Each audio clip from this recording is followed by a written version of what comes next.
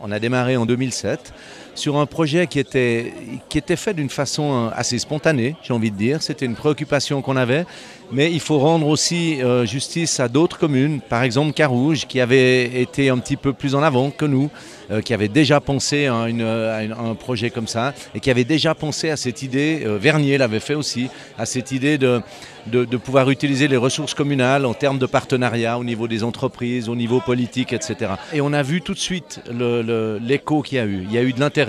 Il y a eu de l'intérêt de la part du monde politique qui nous a soutenus, qui nous a donné les moyens nécessaires pour mettre en place ce projet. Il y a eu de l'intérêt de la part des entreprises lancéennes, qu'elles soient toutes petites, avec un ou deux employés, ou qu'elles soient beaucoup plus grosses, puisqu'on a très vite eu même des partenariats et des contacts avec Procter. Je pense qu'on ne pouvait pas aller beaucoup plus haut en termes de taille d'entreprise lancéenne, enfin lancéenne d'une certaine manière, en tout cas basée à Lancy.